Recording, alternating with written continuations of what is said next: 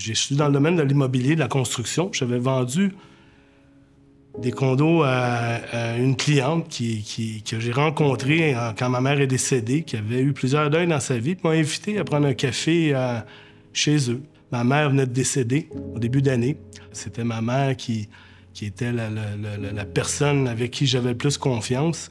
En discutant avec elle, elle m'a donné une magnifique carte postale pour le 1er avril, un spectacle au Théâtre Saint-Denis, un spectacle qui était la photo « Jésus est plus que du chocolat ». Quand je suis arrivé au Théâtre Saint-Denis, j'ai été surpris de regarder les gens. C'était pas ce que je m'attendais. Je m'attendais à des pantalons bruns, peut-être pas des gens plus âgés. Et là, j'ai vu des jeunes, j'ai vu des familles, j'ai vu des gens bien habillés, à la mode. Et j'ai regardé le spectacle. C'était la crucifixion en danse. C'était magnifique. Moi qui aime les arts, et je trouvais ça très bon. Je trouvais la qualité des musiciens, moi qui aimais aller voir des spectacles. Et David Potier est arrivé, pasteur David, sur le stage.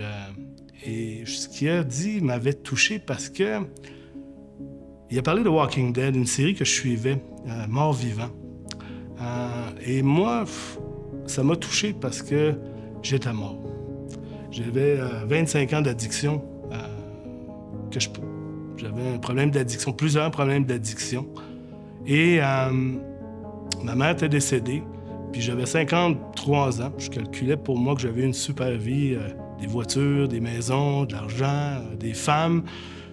Et c'était pas plus grave que ça si j'allais mourir. Donc ça m'avait touché. Il a fait un appel. Je ne savais pas que cette journée, j'avais un rendez-vous divin. J'étais plein d'orgueil. Donc, il a dit, je vais demander aux gens qui veulent donner leur vie. Puis là, moi, dans ma tête, je m'étais dit, s'il me fait lever debout, je me sauve, je pars. Je veux pas m'exposer. Mais il a fait fermer les yeux. Et puis, il a demandé aux gens qui voulaient donner leur vie à Jésus, levez votre main. Et j'ai fait lever ma main comme ça, rapidement. Puis je l'ai baissée pour que personne ne me voie.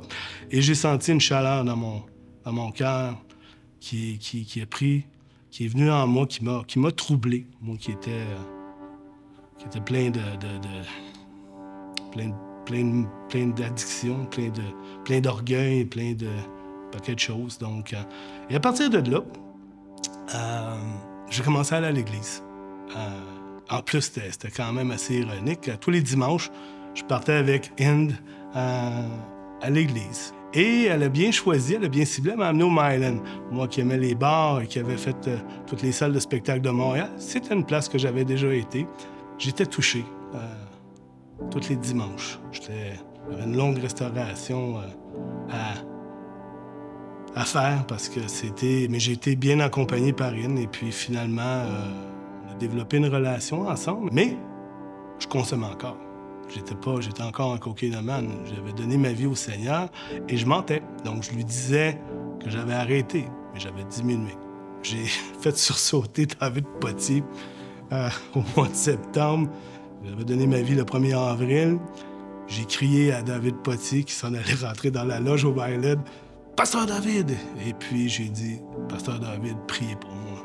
Je suis un cocaïnomane. » Et il a intercédé. Et 2 jours après, je vois un des trafiquants dans mon bureau qui me demande une job. Ils avaient été arrêtés. Tout le monde, cette organisation-là n'avait jamais été arrêtée en 20 ans. Ils ont tous été arrêtés. Je vais quand même me rendre chez un des personnes parce que je les connaissais bien, j'étais un bon client. Et puis, ils m'ont dit, on est reparti en affaires. Il m'a donné une carte avec le numéro de téléphone. Le 18 septembre 2018, je me suis assis dans ma voiture. J'ai prié. J'ai déchiré la carte en 1 million de morceaux parce qu'un cocaïnomane, ça peut recoller les morceaux et j'ai jamais reconsommé. Le Seigneur a fait un miracle instantané dans ma vie et un long chemin de restauration a commencé. Dieu m'a libéré, m'a délivré d'une addiction de 25 ans. Je consommais pratiquement tous les jours. J'étais dans les ténèbres complètement. Ma vie avait plus aucun sens. Puis j'ai levé ma main parce que un pasteur, David, a demandé de donner sa vie au Seigneur. Puis ma vie a monté en flèche. Ma vie, elle a été restaurée. Jésus a fait des miracles dans ma vie. J'ai vu des miracles dans la vie des autres aussi. Et pour moi, le bâtiment, c'est le corps de Christ. C'est des pierres, c'est des murs, mais ce projet-là, c'est des pierres vivantes.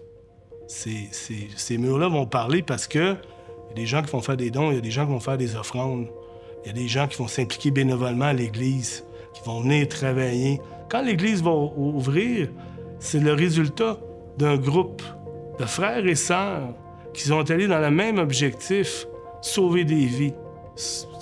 Pour moi, c'est le plus beau cadeau qu'on peut pas faire à notre Église, c'est de participer de toutes les façons possibles, puis de faire partie, de dire, quand ça va ouvrir, ben moi, j'étais là. Donc, les offrandes, les dons sont tellement essentiels pour nous, pour le projet, pour le futur, pour les gens, pour les gens qui vont donner leur vie. Notre premier bâtiment va être quelque chose qui va être incroyable aux yeux de Dieu, mais aux yeux des gens qui vont rentrer dans cet immeuble-là, qui va être rempli du Saint-Esprit, rempli de pierres vivantes.